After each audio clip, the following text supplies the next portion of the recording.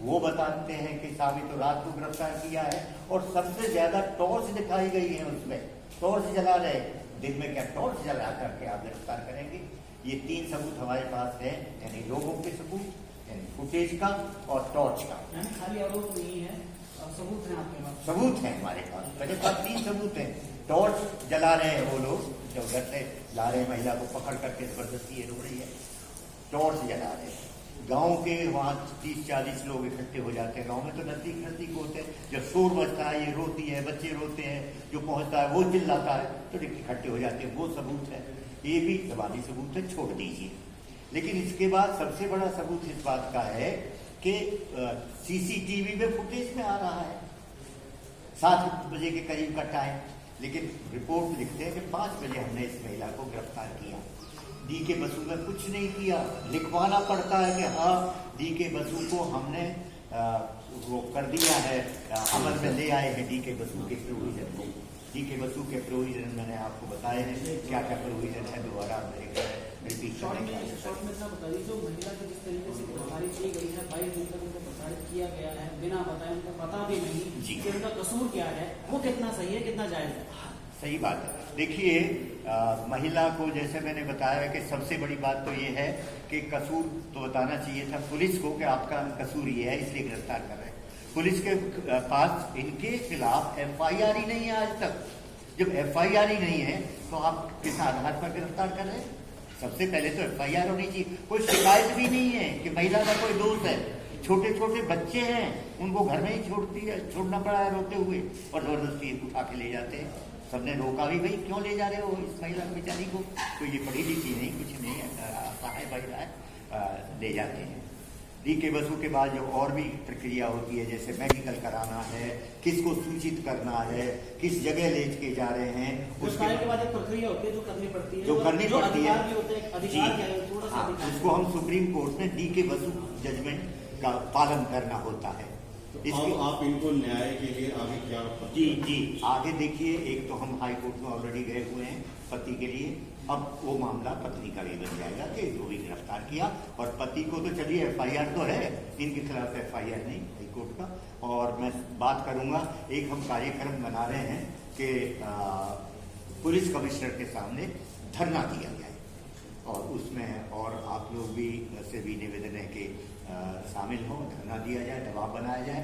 और इसीलिए ये प्रेस कॉन्फ्रेंस की है, क्योंकि ये पीड़ित परिवार यहाँ के नेताओं के पास भी गया, मैं खुल के कहता हूँ, कृष्णपाल गुर्जर जी के पास भी गया है, और लोगों के पास भी गया है, कमिश्नर के पास भी गया है। जब कहीं नहीं सुनवाई हुई तो इन्होंने सोचा मेरे पास आए, और मैंने फौरन कहा कि मैं आप लोगों को तकलीफ दूं, मीडिया को तकलीफ दूं, मीडिया को बताऊं, और मीडिया इसको प्रचारित प्रसारित करे। जो तो पुलिसकर्मी हैं जो गए थे गिरफ्तारी करने के लिए, उनके खिलाफ क्या कार्रवाई हो सकती है? देखिए, उनके खिलाफ तो FIR होना चाहिए, कानून को वो अपने हाथ में नहीं ले सकते, FIR होना चाहिए फौरन उनके खिलाफ। लेकिन ये हमारी डिमांड भी है, खासतौर से वो जो IO विजय सिंह है, खुशकिस्मती से हमारे जो नेपाल सिंह हैं, ये काफ़ी एक्टिव युवा हैं उस गांव के, इन्होंने पहले ही 2 काम बड़ी कामयाबी इनको मिली है। एक उपानी थाने के क्या नाम था कॉन्स्टेबल? बहादुर सिंह, उसको इन्होंने सजा दिलाई है, क्योंकि वो वीडियो पर इनसे रिश्वत मांगते हुए पकड़ा गया था, और वीडियो के आधार पर उसके 6 इंक्रीमेंट डिपार्टमेंटल रोक दिए गए। अलग हमने कहा था कि सजा बहुत सख्त होनी चाहिए, उसको बहुत सख्त सजा। तो इस मामले में भी सख्त सजा होनी चाहिए, और उनको गिरफ्तार करना चाहिए, IO को गिरफ्तार करना चाहिए। तो लगता नहीं पुलिस वाले में, क्योंकि कई मामले बीते दिनों में आप बिल्कुल ठीक कहते हैं, लगता यही है, आप बिल्कुल ठीक कहते हैं, लगता यही है कि पुलिस वाले, देखिए बदकिस्मती से मैं तो 90 ईयर्स की एज में शुरू हो गया हूँ। मैंने पहले मेरा ये रहता था, पुलिस के खिलाफ या किसी भी अधिकारी के खिलाफ कोई कंप्लेंट करता है तो वो इंक्वायरी करते थे कि तुम्हारे खिलाफ कंप्लेंट आई है। अब टेंडेंसी क्या है, कंप्लेंट आते ही सोचना शुरू कर देते अधिकारी इसको बचाना कैसे चाहिए, तो बचाने की कोशिश करेंगे। हालांकि हमको यही कहा गया है कि साहब आप वाकई ये बहुत गलत हुआ है, हम इसमें आवश्यक कार्रवाई करेंगे, और आप विश्वास कीजिए हम करेंगे, लेकिन हमको विश्वास नहीं हो रहा है। क्योंकि अब तक क्यों नहीं किया? तो इसलिए आप धरने पर बैठ सकते हैं। इसलिए हम कानून का रास्ता भी अपनाएंगे, संघर्ष का रास्ता भी अपनाएंगे। कानून का रास्ता ये है कि यहाँ पहले हमने केस डाल चुके हैं 156(3) का, जिसमें कि मजिस्ट्रेट ऑर्डर करता है पुलिस को कि FIR करो। हमारे पास काफी सबूत है, और वहां भी नहीं हुआ तो हो सकता है हाई कोर्ट तक जाएंगे, और यहाँ भी प्रेस कॉन्फ्रेंस के बाद हो सकता है हम लोग वहाँ धरना देंगे। थोड़ा सा हिंदी जी बोलेंगे। आप उनसे भी पूछ लेंगे। अच्छा, और अच्छा ठीक है। राजे आजकल आज आप एक्टिंग नहीं बता रहे हो, दूसरे तो आप तो बड़ा म्यूजिक कर लेते हो लोगों को। अरे बहुत मौका अभी आप दीपक जी, एक बार अपना नाम बता दीजिए। उनको चाय भी नहीं मिली अभी बेटे। आज एक महिला मेरी बात सुनो। आप 22 दिनों से शर्मा जी को क्या कहना साथ जो न्याय कार्य इसीलिए प्रेस कॉन्फ्रेंस सभी मिले।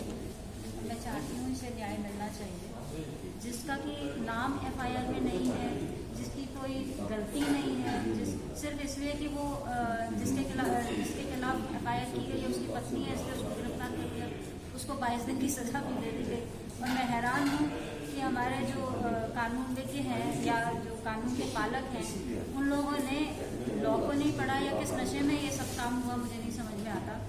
FIR में नाम न होते हुए इसको सबसे पहले अरेस्ट किया गया, वो भी बिना बताए किया गया, कोई वजह नहीं बताई गई। इसके साथ ना तो कोई मेडिकल हुआ, इसको शाम को देर रात को लेकर गए हैं, जो CC फुटेज आ रही है उसमें 7 बजे के अराउंड इसको अरेस्ट किया गया।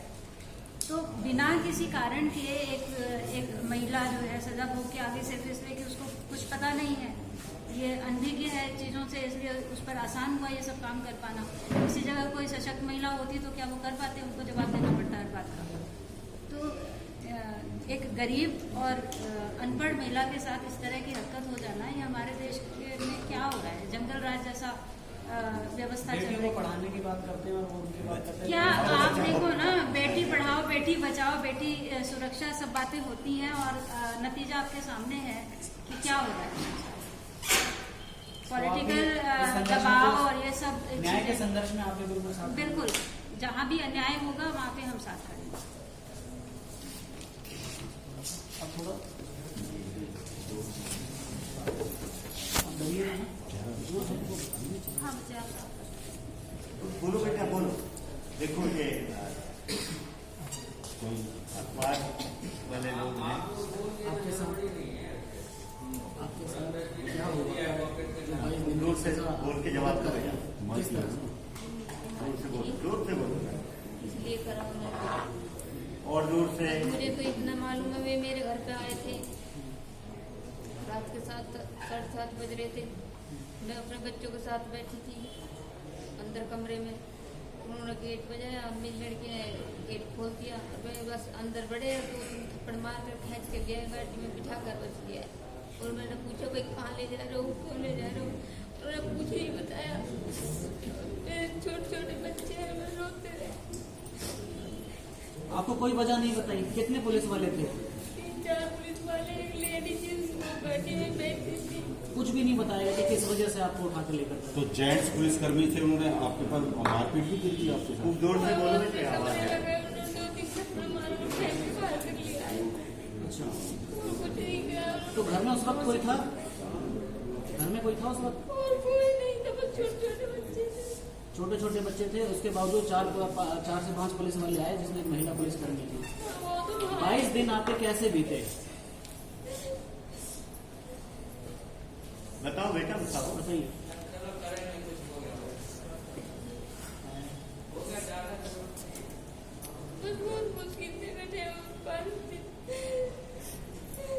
आप कैसा न्याय चाहते हैं अपने साथ? मुझे इंसाफ चाहिए।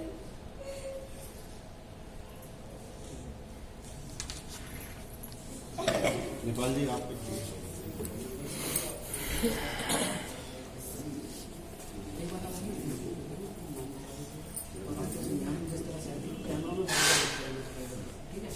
मेरा नाम नेपाल सिंह है,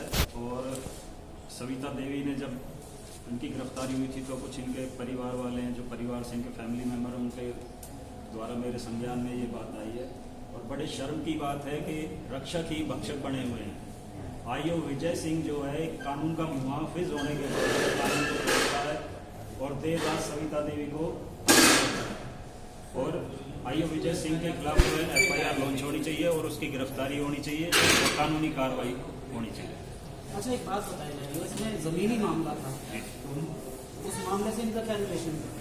इनका कोई रिलेशन नहीं है, इनको सिर्फ दबाव बनाने के लिए उठाया गया था। बाद में कुछ ऐसी बातें भी आई थी कुछ सामने कि इनको उठा के अंदर बंद कर दो, खर्चे पानी की चिंता मत करो। तो उधर से जैसे कि इन्होंने गाड़ी में इनको बैठा के ले जा रहे थे, इनको कंटिन्यू फ़ोन पे बात हो रही थी। तो आईओ विजय सिंह के फ़ोन पे कह रहा था कि यार तुम मेरी वर्दी को उतरवाओगे। तो जाहिर सी बात है कि दूसरी पार्टी थी या कोई अदर कोई ऐसी सोर्स थी। तो आपके पास रिकॉर्डिंग है जो उसने ये बोला मेरी वर्दी को? नहीं, इसकी कोई रिकॉर्डिंग नहीं है, ये तो इन्होंने बताया था हमें कि बाहर आके 22 दिन के बाद। तो जो दूसरे पक्ष के लोग हैं उन्होंने कोई हो रिश्वत दी सकता है? है हम इस रिश्वत दी है या मतलब? देखो, कहानी तो यही है कि रिश्वत दी हुई। मैं आपको एक छोटा सा वाक्य, एक पॉइंट और देना चाहता हूँ। पुलिस के पास जो है थाने या चौकी में कोई कंप्लेंट देता है और वो एक बार रजिस्टर्ड हो जाती है तो उसमें तो कोई चेंजिंग पॉसिबल नहीं है, या है? नहीं है ना। ये कंप्लेंट 12 फरवरी 2021 को दी जाती है शिकायतकर्ता के थ्रू, और इसमें जो है ये बाकायदा लिखा हुआ है 4 कनाल 15 मरले, 4 कनाल 15 मरले। ठीक है जी, यही कॉपी मैंने RTI लगा के जो है राम अवतार जी से मंगाई थी। तो इसमें जो है उन्होंने फ्लूड लगा के उसको 4 कनाल को 2 कनाल 1 मरला कर दिया है।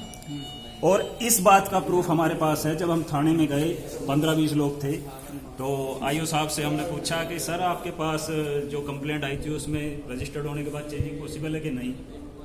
तो फिर सर ये चेंजिंग कैसे होगी? हमारे पास प्रूफ है, हमने ये वीडियो में से ली थी। तो कहता है कि यार ये फाइल यहाँ पे रखी होगी और हो सकता है कि कोई बाहर से आके इस पे फ्लूड लगा गया हो। तो फिर आप ड्यूटी किस लिए कर रहे हैं? आपने वर्दी किस लिए पहनी हुई है? आप ड्यूटी क्यों कर रहे हैं? आप ड्यूटी छोड़ दीजिए। आप जॉब करने के लायक नहीं है। अगर आपकी फाइल पे कोई बाहर से आके अगर फ्लूट लगा के चला गया तो आप पुलिस की जॉब करने के लायक नहीं है, आपको वर्दी छोड़ देनी चाहिए। मेरा कहने का मतलब ये है, ये टोटल जो आईओ विजय सिंह है, एक भ्रष्ट किस्म का पुलिसकर्मी है और इसके खिलाफ FIR लॉन्च होनी चाहिए और इसके खिलाफ एग्रीमेंट क्या है?